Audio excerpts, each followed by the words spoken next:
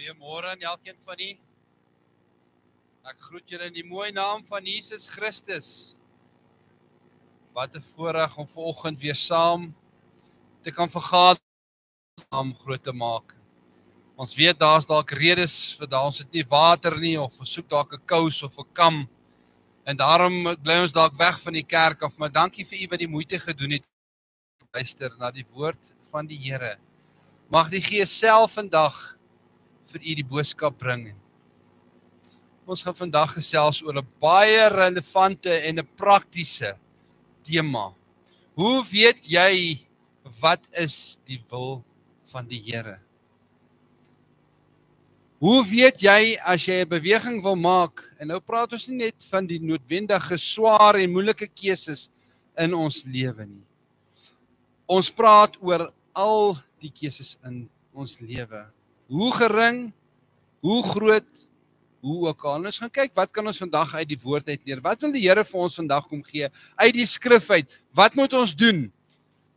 Nou, ek is seker, baie van u wat hier sit, het groot geword in die dae voor die GPS, die GPS. Vir die jong mense het dit nou baie makliker, maar as jy jare gelede, nou praat ek van 20, 30, 50, 60 jaar gelede, 'n pad ry, en jy ry hom van punt A na punt B, dan het jy 'n kaart gehad, en dan het jy gery na jou destinasie toe. Ergens op jou pad, terwyl jy ry, dan begin jy nou twyfel, is hierdie nou die regte pad? Ek was nou nog nie by hierdie dorp nie. Of ek is nog nie oor hierdie rivier nie, of jy's in die lug, of jy's dalk in 'n vliegtuig en jy's voor, en op 'n stadium vra jy vir jouself, is ek nog op die regte pad? Verwysend nou na keuses wat ons moet maak in die lewe. En dan as jy so na die kaart kyk en dan staan daar 'n dorp se naam en dan ewe skielik en kry jy 'n padbord wat daai dorp se naam vir jou wys, is nog 10 km verder. Dan is daar so lekker, wonderlike, rustige, geestelike, vredelike gevoel in jou hart wat sê jy's nog op die regte pad. So ons gaan vandag op 'n denkbeeldige reis vat om te kyk as jy nou op jou pad, op jou lewenspad gaan en jy moet keuses maak. Wat se keuse ook al, is dit in God se wil, of is dit nie in God se wil nie? Ons gaan kyk wat sê die woord vir ons. Kom ons sit net so en dan vra ek vir die Here om vir ons die woord te openbaar. Ons wonderlike hemelse Vader, ons sê vir die dankie Here dat ons hier kan vergader vandag. Here, U is hoog en U is verhewe, Here, U is in die hemel en ons is op die aarde, Here. Vader, U kyk af na ons, Here, en ons kyk op na U. Ek vra, Here, kom maak asseblief hierdie woord oop vandag vir elke persoon wat hier sit, Here. Of ons enige stryd in ons lewe het, of daar enige uitdagings is, Here, maar laat U wil geskied, soos in die hemel en so ook op die aarde. Ek vra, Here, sal U vandag, Here, deur die Gees en deur die woord met ons praat, Here, sal U vir ons wys, Here, sal U vir ons die bakens uitwys, Here, as ons nie weet wat se keuses ons moet maak in ons lewende omstandighede waarin ons bly nie.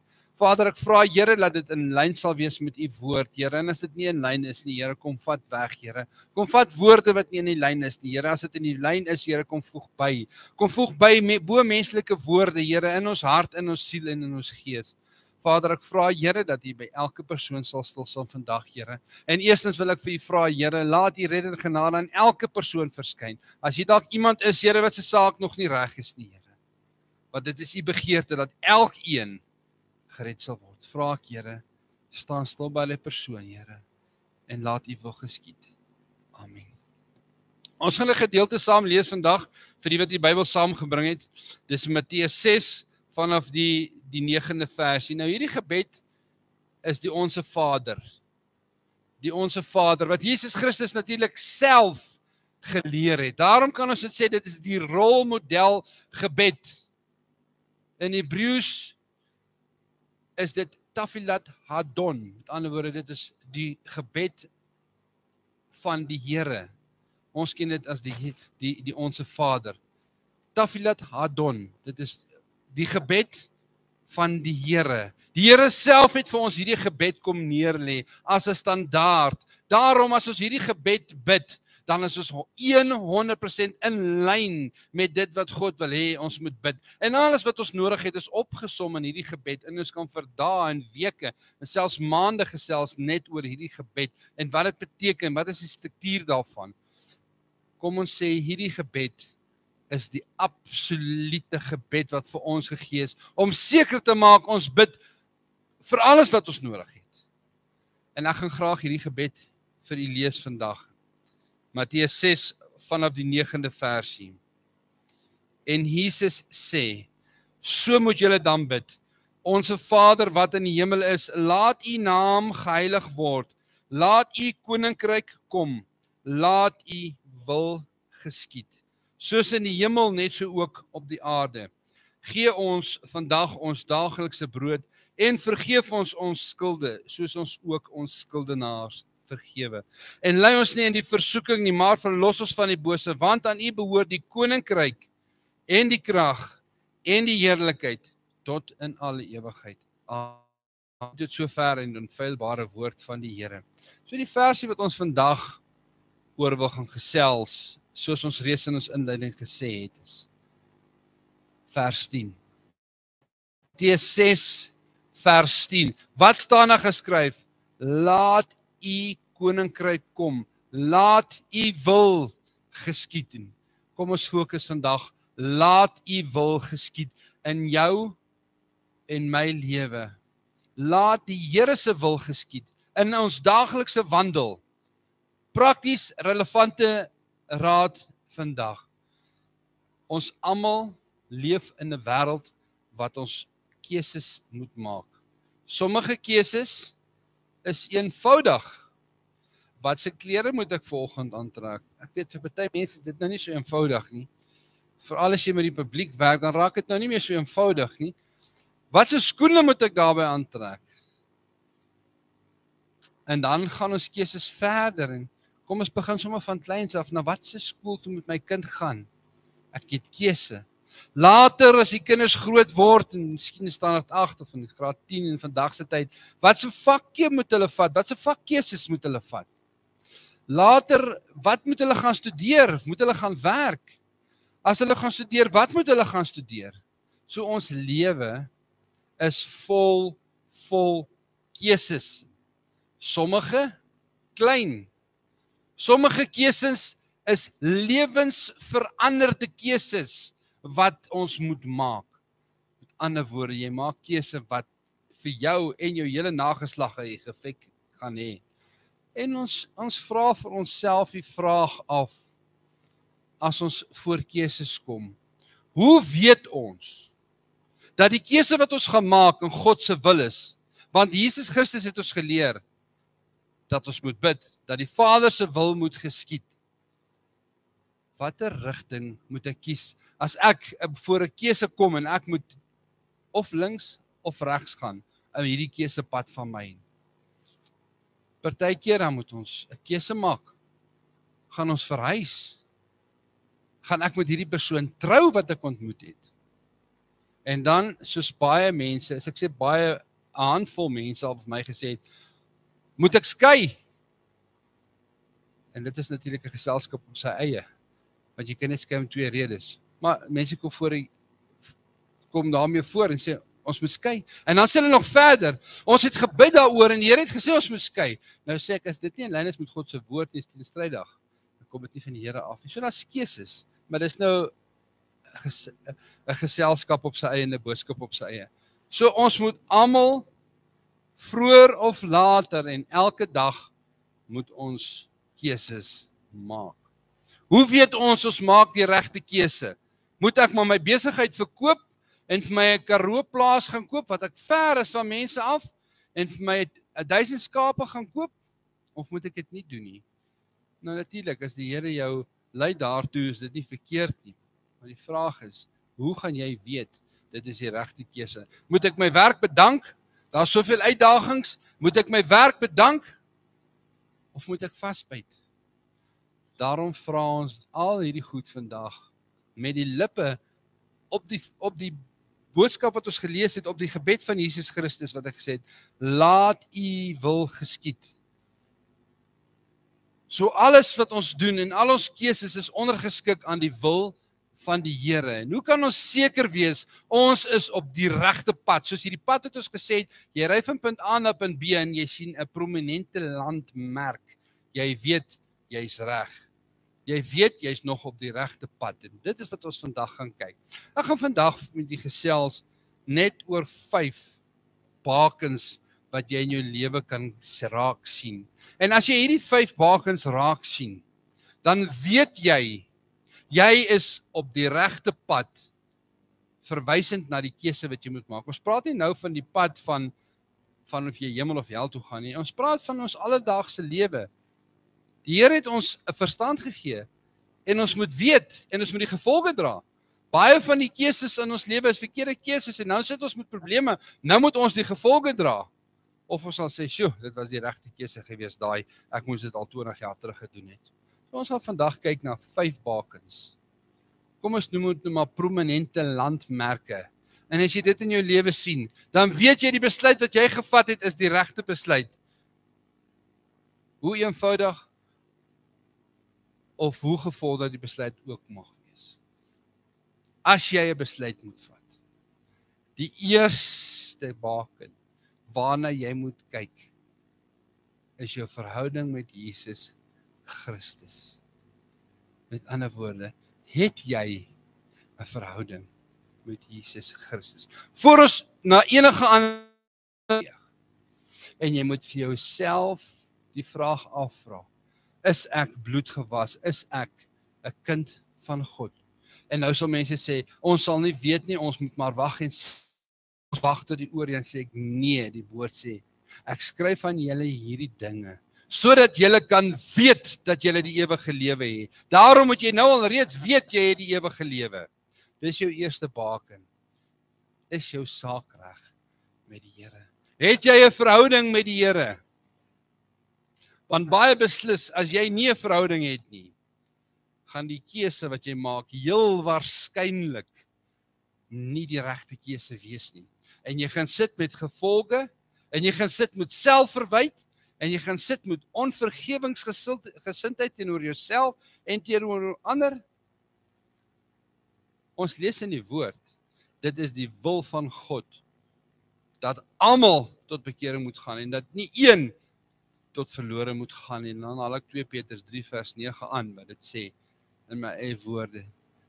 Die Here wil nie hê een persoon moet verlore gaan nie. Dit is alreeds aan ons geopenbaar.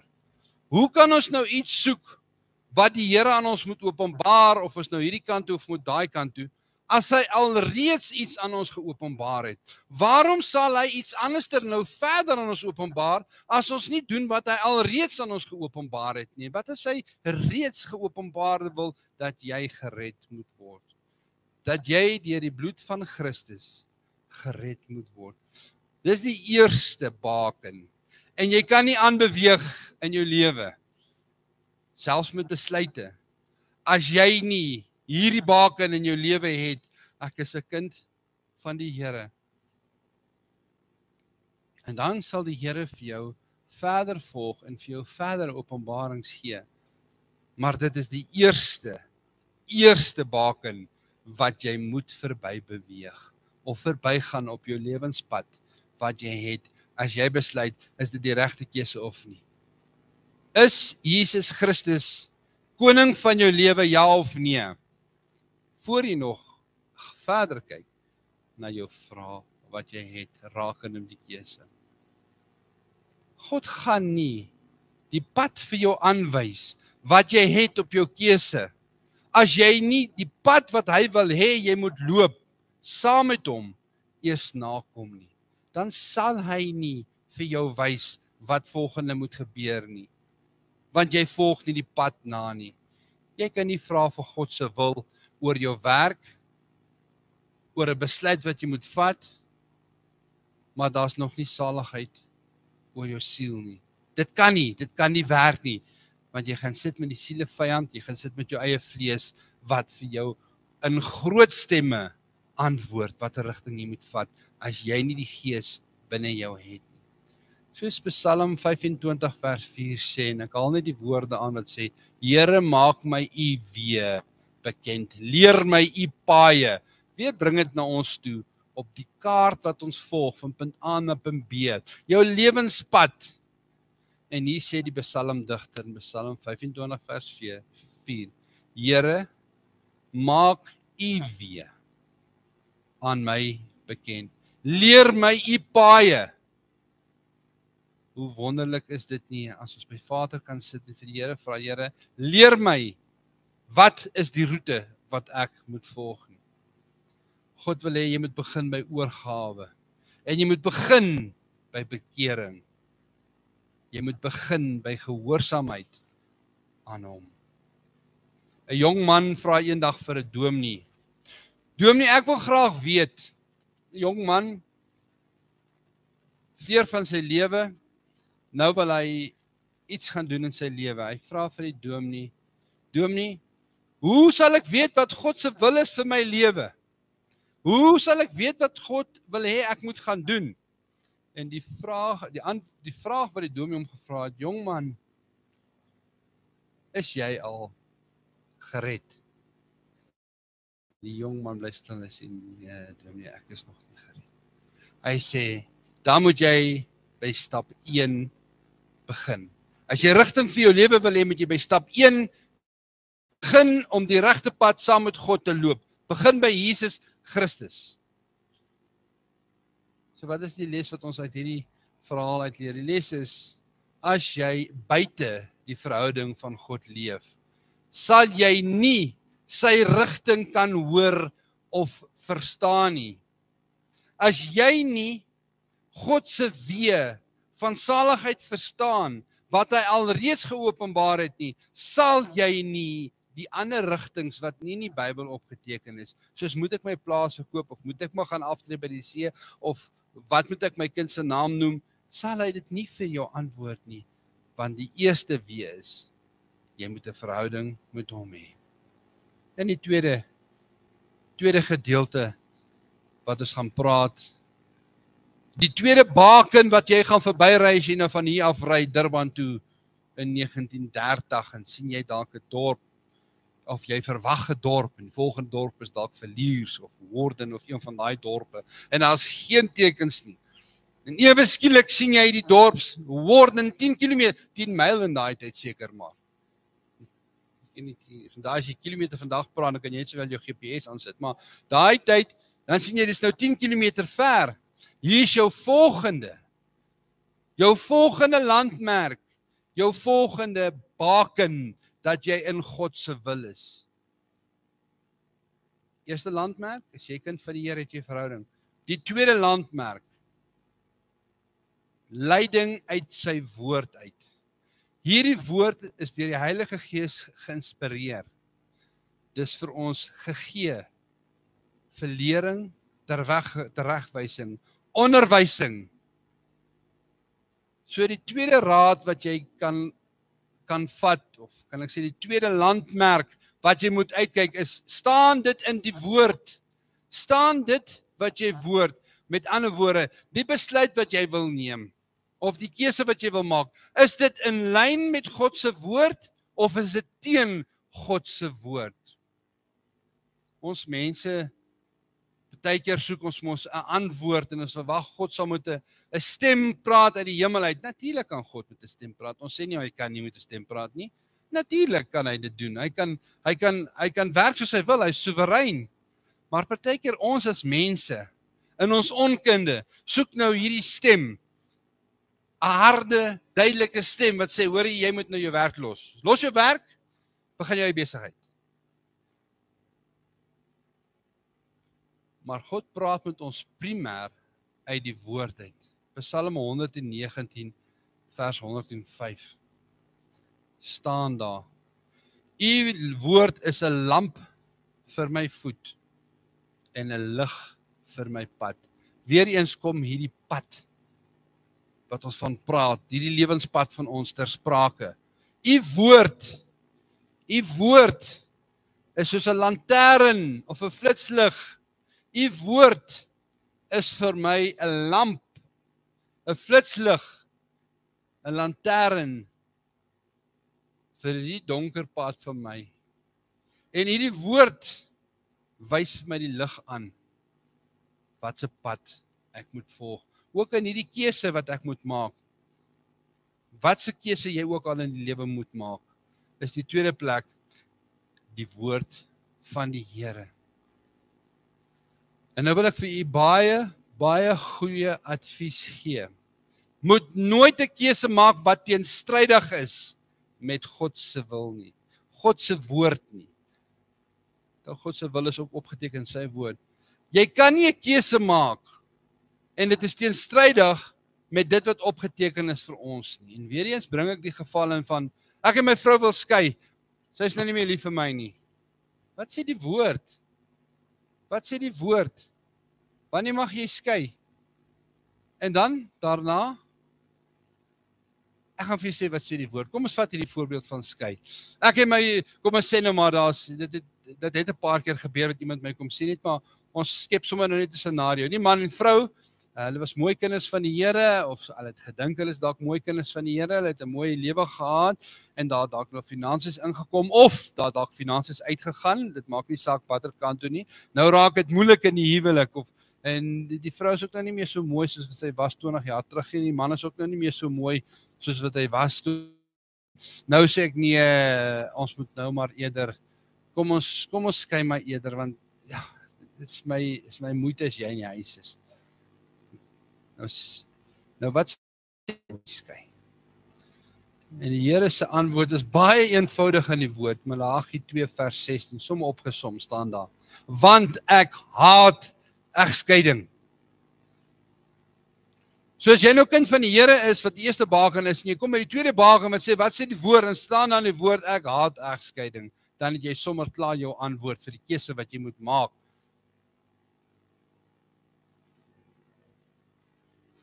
Nog 'n voorbeeld. 'n Pragtige, wonderlike jong dame raak verlief op 'n kerel. En sy is regtig amper nie net meer verlief nie, sy is nou sommer lief vir hom ook. Dis nou al 'n gevorderde verliefdheid wat natuurlik liefde word, soos dit aangroei. En nou bid sy vir die Here en sy vra vir die Here, Here, ek wil graag met die man trou. As dit nie wil. Maar sy weet, hierdie man is nie 'n kind van die Here nie. So sy sit met die worstelstryd in haar, en ons almal weet, liefde is blind. So kom ons hou ons emosies daar uit as ons hierdie besluit wil vat, en ons hoor wat sê die Here. Ek is 'n kind van die Here, nou soek ek antwoorde uit die woord uit. Wat sê die woord? Dit is dalk 'n goeie persoon, die man is dalk 'n geleerde man, hy dalk alles wat nodig het, maar hy ken nie die Here nie. Wat sê die woord? En nou vra hy vir die Here, kan ek met hierdie man trou? Die Here se woord, die Bybel sê, moenie in dieselfde juk trek as die ongelowiges nie. Moenie dink jy kan iemand verander nie. Kom ek trou met hom, dan is ek die antwoord vir al die probleme wat hy het, of ek sal hom na die Here toe leg en vir jou sê, dink weer, vra weer vir die Here. Die woord sê, jy kan nie aan dieselfde juk trek as 'n ongelowige nie. Bid eerder dat die Here jou kan gebruik as 'n instrument, dat die persoon tot redding kan kom, en dan verander die geselskap, en dan verander dit heeltemal die prentjie. Maar vir solank hy of sy nie 'n kind van die Here is nie, dan is daar gevaarligte wat wys, en dan kry jy die waarskuwingstekens op jou pad, voor jy nog by jou baken kom. Bottels, pas op vir die wind, pas op vir die weer, pas op vir dit, al hierdie waarskuwingstekens, en jy kan maar byvoeg wat jy in die pad kry, as dit nog nie 'n bloedgewaste kind van die Here is nie, want so seker as die Here lewe, jy gaan probleme kry. Moet nooit iets doen wat teen die skrif is nie. Moet nooit iets doen wat teen die skrif se riglyne indring nie, want dit gaan jou inhaal. En dit het al deur die tye dit self bewys. En dis 'n beproefde woord. Met ander woorde, die proef, die Bybel, het die toets van die tyd deurstaan, omdat dat hierdie die onfeilbare woord van die Here is. En God kan nooit teen sy eie woord gaan nie, want dan is hy nie meer God nie. Die derde teken, of die derde dorpie wat ons soek, landmerk op pad, hierdie lewenspad, en die derde landmerk wat ons kan kry, as ons op hierdie pad is, op pad Durban toe dalk in 30er jare, dat ons weet ons is nou nog op die regte pad, ten opsigte van die keuse wat ons moet vat is daar 'n deur vir jou oopgemaak, of is daar 'n deur vir jou toegemaak? God gebruik, nommer 1, wil ek net herinner, jouself daarin net hersiening doen, is jou saak reg. Nommer 2, wat sê die woord? Ons is nou by nommer 3. Kyk na jou omstandighede. Wat sê jou eie omstandighede? Is daar vir jou 'n deur oopgemaak, of wil jy die deur oopskop, omdat jy wil hê die deur moet oopgaan? Kyk na jou omstandighede, of jou omstandighede jou daarin lei. Vader homself maak deure toe, en hy maak self deure vir jou oop. Ek wil vir jou vra, hier is 'n vers in die Bybel, 1 Korintiërs 14 vers 15.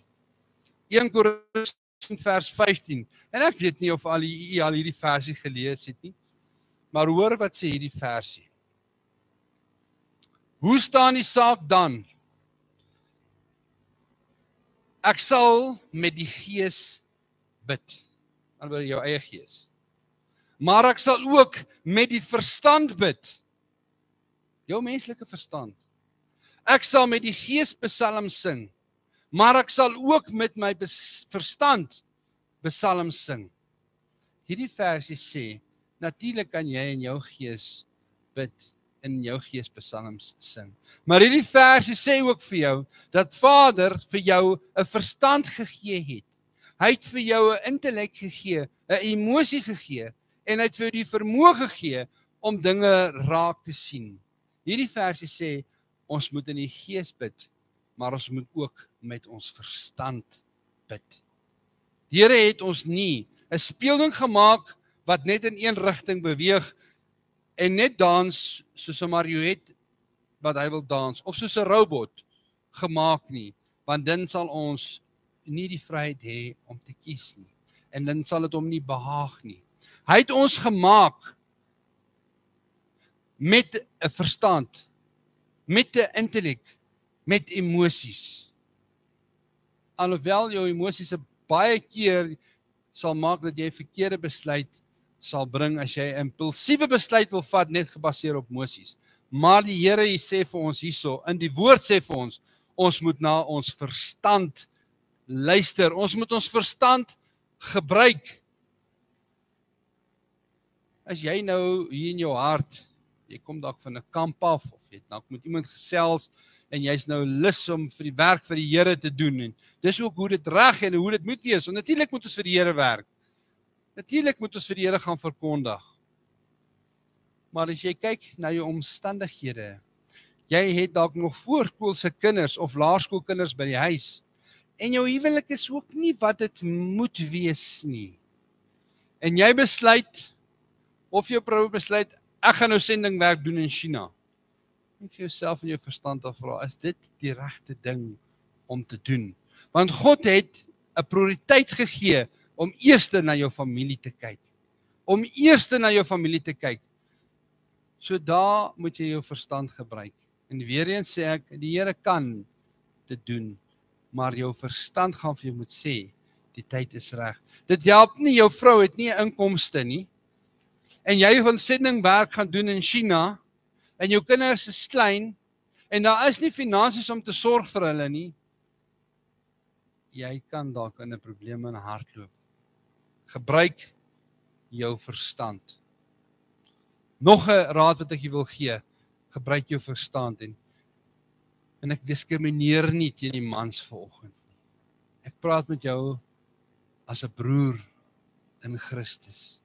As jy 'n keuse moet maak, en jy en jou vrou is kinders van die Here, ek praat nie van, ons het nou nog gesê, ons trek nie dieselfde juk as iemand anderster nie, en as een tot bekering kom een, is dit nog 'n ander geselskap.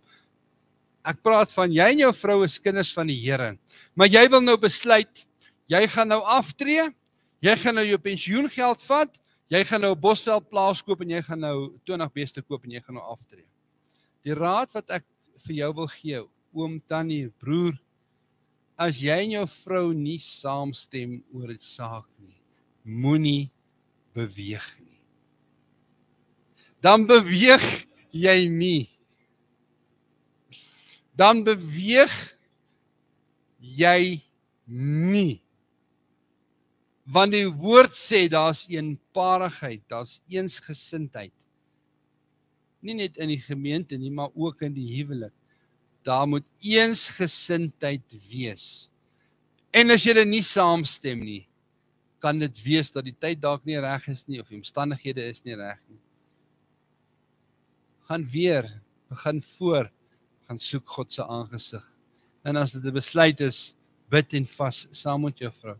Dis wyse raad wat ek vanoggend vir u wil gee. Moenie dit ligtelik opvat nie, want dan besluit dat jy gaan vat nog 'n huweliksprobleem ook hê. Die 4de baken of kenmerk op ons hierdie denkbeeldige pad waarop ons vandag is. Hoe gaan ek weet of 'n ding reg is? Jy weet, jou saak is reg met die Here. Jy weet, dis nie teenstrydig met die woord nie, maar daar is goed in ons lewe wat nie vir ons in die woord duidelik opgeteken is nie, soos moet ek my huis verkoop, moet ek trek, wat moet ek doen? Die 3de, ek en my vrou stem saam. Jy's nou verby hierdie 3 landmerke. Nou kom jy by die 4de landmerk is. En nou wil ek vir jou vra, is daar vrede in jou hart? Is daar vrede in jou hart oor die besluit wat jy gevat het of wil neem? Is daar vrede? Alles lyk reg, alles lyk reg. Jy kan eintlik nie iets kry wat teen dit is nie, maar jy het nie vrede in jou hart nie. Nou gaan ek terug nou verwys na wat sê die Bybel oor vrede. In Kolossense 3 vers 15 staan daar: en laat die vrede van God in julle harte heers. Ons weet ons baie keer hier in ons hart, hierdie vrede. 'n Ding is reg of 'n ding is nie reg. Ek wil eintlik sê hier in ons siel, weet ons, dalk is die tyd nie nou reg nie. Dalk moet ons net so 'n bietjie vasbyt. Nog 'n versie wat ek hiervan afstaaf is Johannes 14 vers 27 wat sê: my vrede gee ek aan julle. En dan is jy verby al hierdie bakens, maar jy het nie God se vrede in jou hart nie, en jy is ongemaklik, dan sê ek, dit is soos 'n verkeerslig of 'n gevaarteken, wag net so bietjie, miskien is die tyd nog nie reg nie. Jy sal wel weet wanneer jy vrede in jou hart het. Dan praat ek nie net van vrede wanneer jy lekker voel nie, 'n vrede wat 'n permanente vrede is, vandag en môre het jy vrede. Ons almal weet mos wat ons van praat nou, van die vrede in jou hart. Ons kan 'n voorbeeld gebruik. Hier's 'n jong dame wat dalk werk soek. En sy kry dalk 'n werksaanbod in Pretoria of in Durban of in Kaapstad. Man, en dit lyk so wonderlik en sy is regtig opgewonde. So sy's 'n kind van die Here, dis nie teenstrydig met die woord nie. Die omstandighede is daar want die persoon het 'n werk nodig, sy het dalk 'n werk nodig, maar sy is nie gemaklik hier in haar hart. Sy het nie God se vrede in die hart nie. Sê ons, wag, moenie beweeg nie. Die verkeerste ding wat jy kan doen, ek praat nie nou van as jy in 'n beroep is en jy's 'n dokter, mediese dokter of 'n spesialis en jy moet nou 'n besluit vat om 'n lewe te red, of jy's 'n vlieënier en jy moet nou reageer, of jy's 'n prokureur en jy moet nou iets nie. Ek praat van, ons het tyd om 'n ding te deurdink. Die verkeerste ding wat jy in jou lewe kan maak is om 'n impulsiewe besluit te neem. Gaan rus jy 'n bietjie daaroor, gaan slaap jy 'n bietjie daaroor. Voel of jy nog môre dieselfde voel as vandag. So as daar nie nodig is om 'n onmiddellike besluit te vat nie, raak net so 'n bietjie rustig. En vra vir die Here of hy sy vrede vir jou sal gee oor hierdie aangeleentheid. En as jy onseker is, moenie 'n impulsiewe besluit vat Moenie iets doen oorhaastig waaroor jy môre kan spyt wees. Jy bedank dalk jou werk, net om agter te kom, dit was die verkeerde ding nie. Net terug na die jong dame wat toe nou 'n pos gekry het in 'n ander dorp, net om vir u te sê, nou sy nie vrede nie, want sy het nie vrede dit nie. Om later, dalk 'n week, dalk 'n maand, dalk 'n jaar daarna agter te kom, maar hier was vir my in 'n posisie net 'n paar blokke van my huis af, waar ek met my man en my vrou kan wees, of hoe ook al, wat ook al die situasie mag wees, of die scenario mag wees. As jy nie vrede in jou hart het, en ek praat nou van God se vrede, moenie beweeg nie. En die vyfde, dit sal ons laaste prominente landmerk wees, of baken wees, is die raad van ander. Nou wil ek vir u sê, elkeen van ons het 'n mentor, 'n geestelike mentor. En nou sê ek nie, jy moet iemand gaan vra wat nou net tot bekering gekom het. In eerste plek moet jy iemand vra wat tot bekering gekom het. Maar doen jouself 'n guns, gaan vra 'n bietjie vir iemand wat al lank op die pad gevorder het, die geestelike pad. In my persoonlike lewe het ek al gesien dat ek het nog nie een keer raad gekry van iemand wat op God se pad is, en dit was die verkeerde raad nie. Nou praat ek nie met hartsgeheime deel met die persoon nie. Ek praat 'n eenvoudige werk, so dink ek moet die werk aanvaar in die Kaap. En jy sal heel waarskynlik 'n antwoord soos die volgende kry, as jy raad vra van mense wat gevorder het. Broer, suster, kom ons bid daaroor. Kom ons hoor wat sê die Here daaroor. Jy gaan 'n soortgelyke antwoord kry van die persoon. Die persoon gaan nie vir jou sê, ja, doen dit of doen dit nie. Dit kan wees, maar hy gaan vir jou heel waarskynlik, of sy gaan sê, kom ons bid daaroor. Kom ons maak seker by die Here. So daarom sê ek vir jou, vra vir mense om vir jou te bid, as jy advies en raad nodig het. Vra vir mense wat lankal op die geestelike pad is. Jy voel dalk jy's geroep vir 'n sendeling. Gaan praat met 'n oom en tannie wat dalk vir jare sendelinge was, en hoor wat sê hulle. Hoor wat sê hulle, as al jou bakens reg en in lyn is. Hoor wat sê mense wat al deur dieselfde scenario as jy was. Want jy kan baie raad kry by mense, en jy dink jou probleme is die grootste. Kom ek sê vir jou, daar's baie mense wat deur baie dieper dinge as jy is, en hulle het aan die ander kant deur uitgekom, en hulle kan vir jou baie goddelike, praktiese raad gee.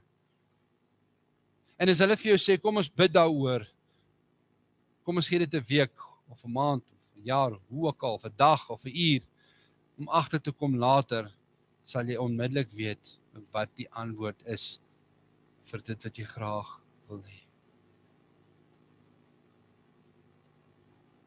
Ek wil graag nou afsluit, en ek wil net graag weer deur die punte gaan, en ek herhaal dit nie dat ek nie dink jy die vermoë nie, ek herhaal dit want die Here het vir ons die skrif gegee, dat dit vir ons ingedruk kan wees wat ons moet doen, en 'n mens leer ook deur herhaling. Net die 5 goed. Wat moet ek maak as ek 'n keuse het in my lewe?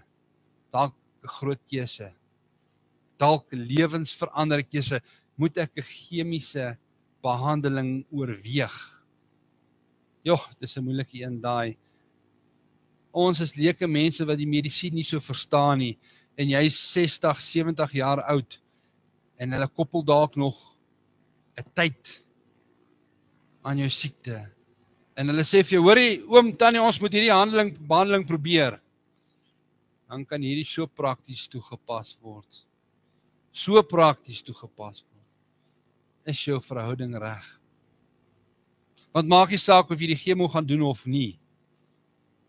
Jy gaan in elk geval op 'n stadium huis toe gaan.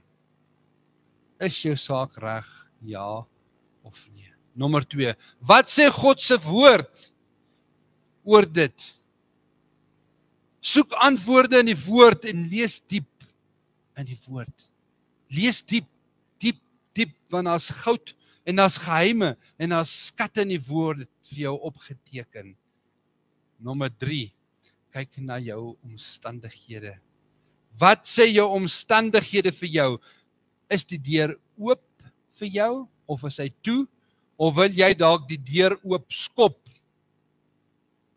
Ons mense wil ons baie keer 'n deur oop skop.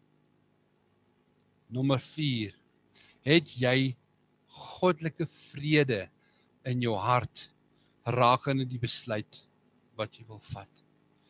En die 5de besluit, vra vir raad van gelowiges.